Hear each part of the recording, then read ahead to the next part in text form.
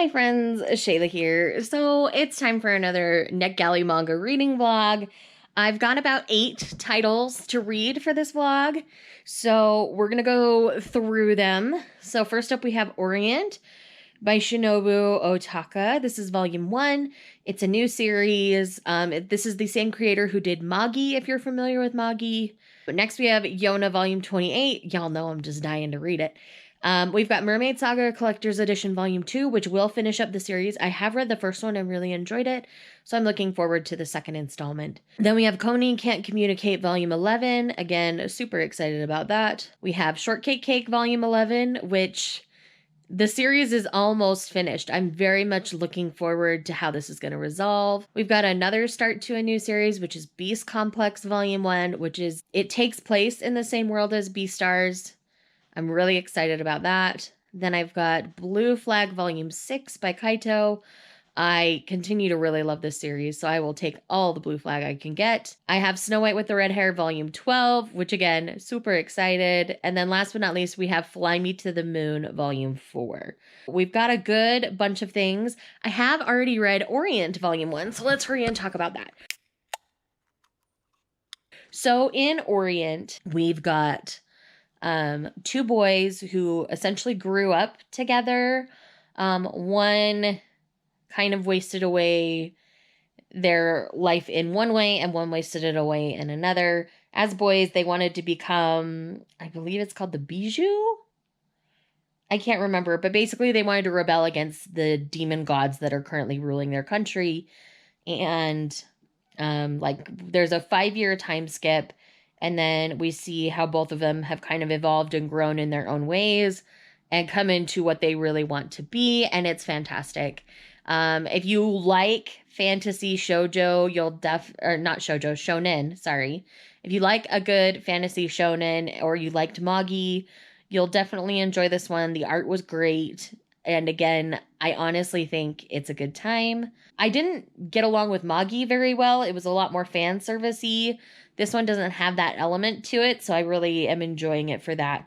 The core story is really interesting. The world is interesting, and I'm really curious to see where it's going to go. There's a good chance I'll end up picking this one up at least digitally, if not physically. So, again, I think Orient's really strong. I'm going to give it 4 stars. I enjoyed it.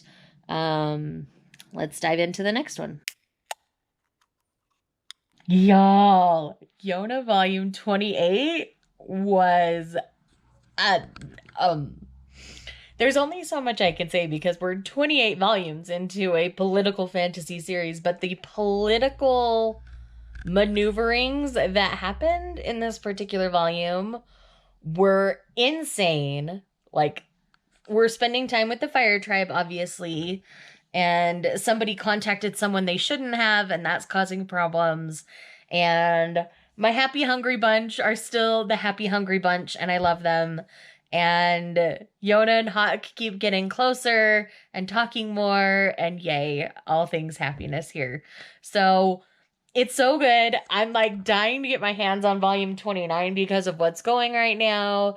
It seems someone is on the verge of betraying Yona, and my heart, it can't handle it very well. So anyways, hopefully I get access to volume 29 very soon because, oh my gosh. Oh my gosh. Ermagerd! Anyways, so on to the next one. Hello! I've done my hair since you last saw me. I should eventually do makeup, but I think you guys will love me anyway.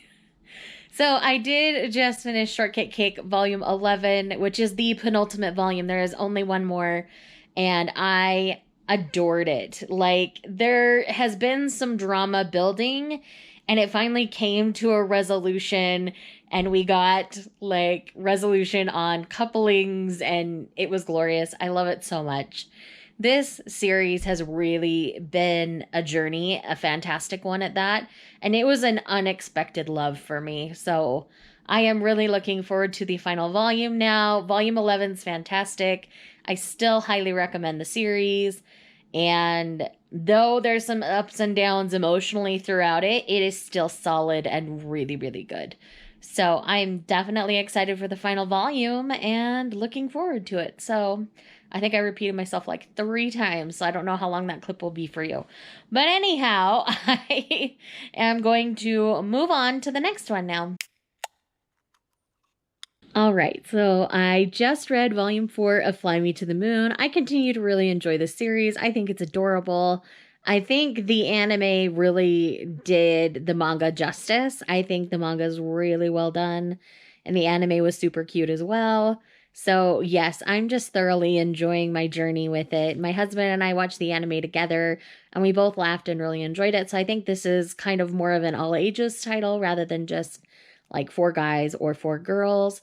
It's got this innocence to it that's really sweet, but it's also slightly pervy, so fair warning of that. But I think it's just normal reactions to the situation that they're in, so it's just really, really cute. I really enjoy it. All right, time for another volume. Alrighty, so I just finished volume 12 of Snow White with the Red Hair. And in this one, we have Prince Izana's coronation. We know about that very early on in the series, so that's not a surprise that that's finally happening. We get to meet the Dowager Queen in this volume. I kind of like her. Her and Zen are much more alike than they want to believe, but it's really fantastic. I really love it.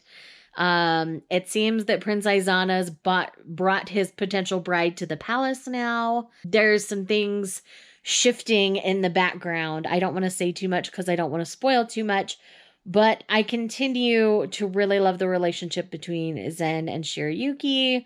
Obi is amazing. We do see Prince Raj because of the coronation, and their friendship is lovely. I really enjoy it.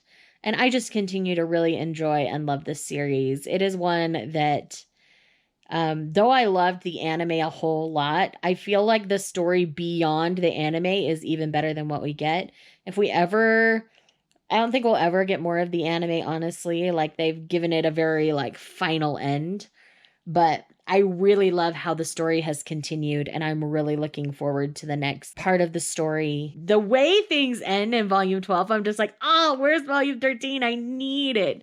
So maybe wait to read 12 till you have 13, but still, like, pick it up and stuff because it's amazing. It's so good.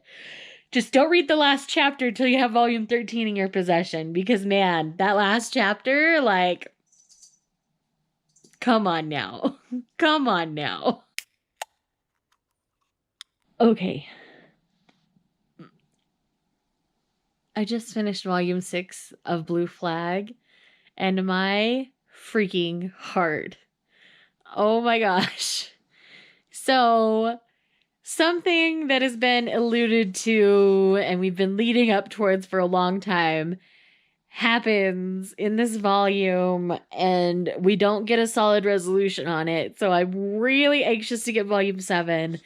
I mean, like, I have an idea of the way this series is gonna go. I don't know if it's right or not. I've really tried very hard to avoid spoilers for the series because they released it all digitally through the Shonen Jump app, and now they're releasing it all physically. And my heart right now. One of our characters was very vulnerable with another, and from here, who knows what's going to happen. And I'm freaking out a little bit. I'm tempted to go look at spoilers to see if everything's going to be okay, but I'm just going to let my brain assume it's going to be, because I don't think my friends would love the series as much if they weren't going to be okay. So Kaito's a genius. Right now, I'm trusting Kaito and that everything's going to work out and everything's going to be fine.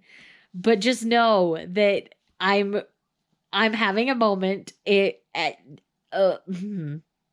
need volume 7 right away. And yes, that is what's going on. Continuously 5 stars. This one packed a lot of emotional punch. It really didn't take place over a long period of time, this particular volume. But what happened within it was full of implications for the rest of the series. So it's going to be really, really good. I'm really excited about it. Excited about the future of the series, even though I'm like panicking and a little sad right now. But I'm trusting Kaito. It's gonna be fine. It's gonna be fine. It's gonna be fine.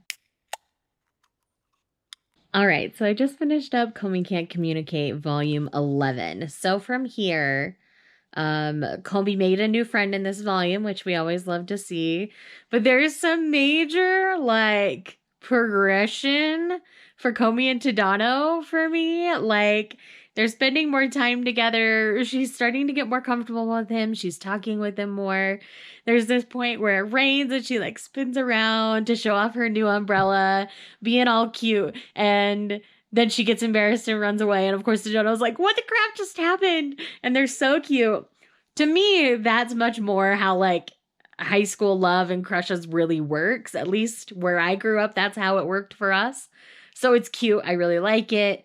And we get to see Komi spend some time with some girlfriends. We get to see her accused of being, oh, what's his name? The kind of thug delinquent looking guy.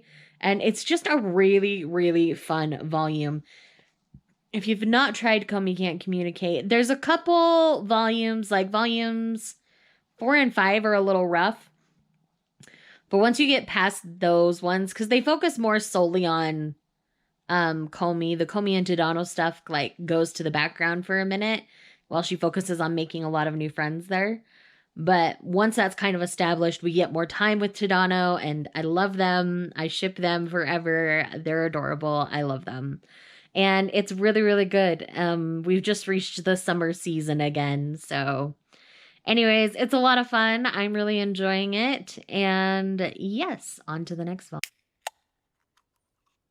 Alrighty, so the penultimate volume for this vlog is Beast Complex Volume 1. So I guess the mangaka who does Beastars wrote this before Beastars was picked up. I believe it started shortly after she had written this. Or they had written this. I don't know their gender, sorry. But yeah, so it's just a bunch of short stories that take place in the same world as Beastars, where carnivores and herbivores try to live together in peace. And it has a lot of really interesting stories. A couple of them romantic, most of them not.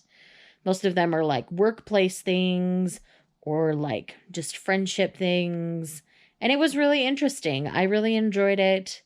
And it gave a wider, broader look at the world that Beastars takes place in. And I ended up really enjoying it, actually. So I will take as many volumes as the mangaka wants to put out of this one. But yes, definitely enjoyed it. All right, so I have just finished Mermaid Saga Omnibus 2, which is the end of Mermaid Saga. In this one, it's very much about, it's definitely more on like a horror spectrum, which I'm surprised I like it, if I'm honest, but I still genuinely enjoyed, the full story now that I've gotten all of it. This is definitely the gory side of mermaids, and if you eat mermaid flesh, it's supposed to make you immortal, and you can only die if somebody chops off your head, so it gets pretty gruesome. So, fair warning, trigger warnings for anyone who has issues with that. It's borderline for me, like I can barely handle it. But the resolution is pretty open-ended, but it's also closed. We closed up some of the old storylines. Like, they got their final resolution, so we don't feel like they're chasing the same people the whole time. I like that they kept everything pretty contained in the series, which was really nice for me, and it was just a really good time. Again, this is one that a lot of my thriller horror people who are always asking me for recommendations would really enjoy, and especially since it's so short and complete, I do recommend it.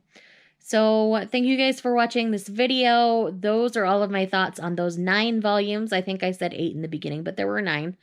And let me know in the comments down below what manga volumes you're excited for that are coming out soon. I will see you guys in the next one. Bye.